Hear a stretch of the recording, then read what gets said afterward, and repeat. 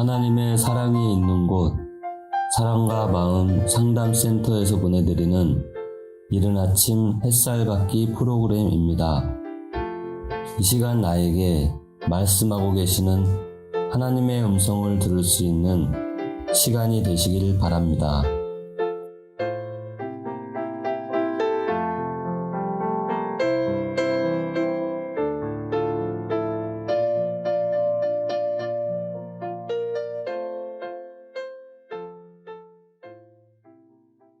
안녕하세요. 박선미 상담사입니다. 오늘은 부모에게 공감받지 못한 자녀, 어떻게 치료할 수 있을까라는 주제를 가지고 말씀을 전하도록 하겠습니다. 본문 말씀은 히브리서 4장 12절에서 13절 말씀입니다. 우리에게 있는 대제사장은 우리의 연약함을 동정하지 못하시리가 아니요 모든 일에 우리와 똑같이 시험을 받으신 이로되 죄는 없으시니라.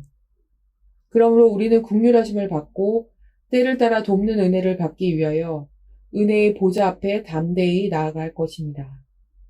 최근에 제가 학생들과 상담을 하면서 많이 느끼게 되는 것이 있었습니다. 심리적인 문제가 있거나 진로 고민이 있는 대부분의 학생들은 모두 부모님에게 공감을 받지 못한 학생들이었습니다. 부모님에게 공감을 받지 못했기 때문에 내면에 깊은 수치심이 내재되어 있었습니다.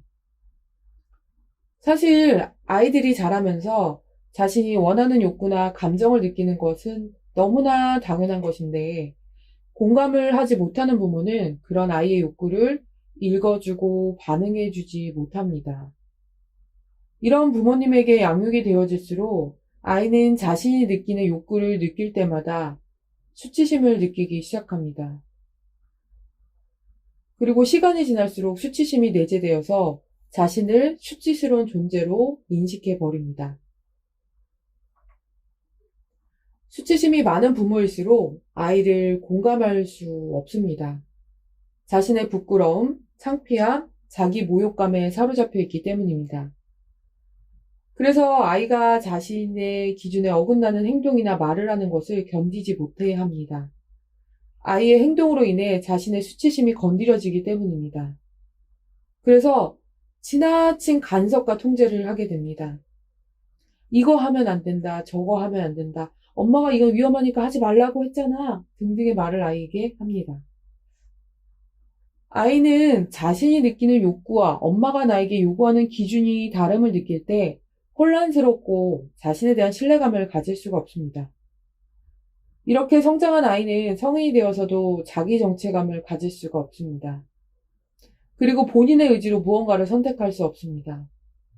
그동안 부모의 간섭과 통제 아래서만 자기 자신을 만들어가기 바빴기 때문입니다. 사실 저희 부모님도 수치심이 많은 분이셨기 때문에 저에게 지나친 간섭과 통제를 했습니다. 그래서인지 성인이 되어서도 내가 누구인지에 대한 자기 자신에 대한 개념을 갖지 못했습니다. 나란 존재를 생각하면 항상 혼란스럽고 두렵고 모르겠다라는 느낌만 있었습니다. 결국 나는 나를 신뢰할 수 없다라는 생각뿐이었습니다. 내가 나를 신뢰할 수 없었기 때문에 세상을 사는 것이 너무나 버거웠습니다. 내가 사회에 나가서 의사소통을 하는 것, 문제가 발생했을 때 해결해 나가는 것, 의사결정을 하는 것에 대한 선택권을 갖지도 못했고 내가 당연히 누려야만 하는 권리도 찾지 못하고 살아갔습니다. 지금 대학교에서 많은 대학생들을 상담하면서 부모의 지나친 간섭과 통제로 인해 정상적인 성장 발달 단계를 거치지 못하고 아직도 어린아이의 모습을 하며 자신의 모습을 찾지 못하고 있는 학생들을 정말 많이 보게 됩니다. 그래서 많이 안타깝고 안쓰러운 마음이 듭니다. 왜냐하면 성인이 되었는데도 여전히 아이의 모습을 하고 있고 세상을 살아갈 힘이 전혀 없는 나약한 모습이 느껴지기 때문입니다. 그리고 그게 저의 과거의 모습이기도 합니다. 그렇지만 우리에게 위로가 되는 말씀이 있습니다. 우리에게 있는 대제사장은 우리의 연약함을 동정하지 못하시리가 아니요 모든 일에 우리와 똑같이 시험을 받으신 이로되 죄는 없으십니다.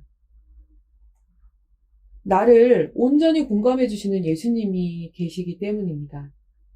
부모님은 나를 공감해주고 나를 이해해주지 못했지만 예수님은 나의 불완전한 모습까지도 아무 판단 없이 공감해주시기 때문입니다. 예수님은 하나님의 아들이심에도 인간의 육체를 입고 이 땅에 오셨습니다. 인간이 존재하면서 오는 아픔과 슬픔, 연약함을 다 체험하셨습니다. 그래서 인간의 불완전함, 모순된 모습, 육체의 연약함을 다 이해하시고 아십니다. 그러한 인간을 긍휼히 여기시며 용서해 주시는 분이십니다. 사실상 나의 모습을 나보다 더 잘 알고 계시는 분이십니다. 저의 경우도 부모님께 항상 공감이나 정서적 지지 등의 결핍을 느꼈습니다. 누군가 나를 지지해주고 이렇게 불완전한 모습을 보고도 격려해 주었으면 좋겠다는 마음을 갖고 살았습니다. 그런데 이런 나를 공감해 주시는 분이 세상에 아무도 없다는 생각에 항상 절망감에 빠져 살았습니다. 그런데 20대 후반에 만난 지금의 담임 목사님께서 나를 공감해 주실 수 있는 분이라는 생각이 들었습니다. 나는 부모님이 나에게 원하는 모습을 만들어가기 바쁜 삶을 살아왔는데 목사님께서는 나도 그래, 나는 더해 라는 말을 하시며 나를 공감해 주실 때 많은 위로를 받게 되었습니다. 부모님에게서는 한 번도 들을 수 없는 말이었습니다. 부모님이 나에게 항상 했던 말은 나는 안 그런데 너는 왜 그러냐 라는 말이었습니다. 그런데 목사님은 나는 너보다 더해 라는 말이 왜 그렇게 위로가 되고 감동이 되어지는 것이었을까요? 이렇게 저는 목사님을 통해 인간이라는 존재가 무엇이며 얼마나 모순된 존재인지 점점 깨달아갔고 내면에 자리 잡고 있는 수치심의 근본 원인이 무엇인지를 깨닫고 치료해 나가기 시작했습니다. 그러면서 내 자신에 대해 좀 더 알아갈 수 있었습니다. 지금에 와서 보면 저는 나에 대해 아무것도 알지 못했습니다. 수많은 기준에 가리워져 진짜 나를 찾을 수가 없었습니다. 지금도 여전히 하나님의 말씀 안에서 저는 저 자신을 찾아가고 있습니다. 신기하게도 하나님의 말씀을 통해 나를 비춰보고 나를 알면 알수록 그리고 그런 나를 인정할수록 마음에 평안이 생기고 세상을 살아갈 힘이 생기고 있음을 느낍니다. 요즘 저는 하나님께 너무나도 감사하다는 생각이 듭니다.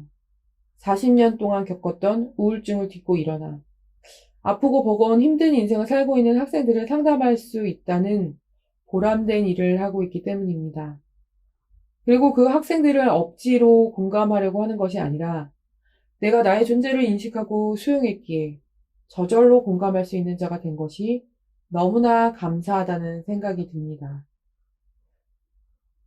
주님과 함께하는 성도 여러분, 오늘도 나를 공감해 주시는 예수 그리스도를 바라봅시다. 마지막으로 본문 말씀을 다시 읽어드리면서 이른 아침 햇살 받기 시간을 마무리하려고 합니다.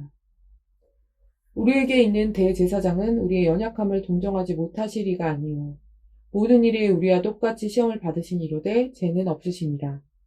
그러므로 우리는 긍휼하심을 받고 때를 따라 돕는 은혜를 받기 위하여 은혜의 보좌 앞에 담대히 나아갈 것입니다. 나를 온전히 수용해 주시며 공감해 주시는 예수님. 나의 불완전한 모습까지도 긍휼히 여기시며 보살펴 주시고 계시는 예수님을 온전히 의지하시는 오늘 하루가 되시기를 기도합니다.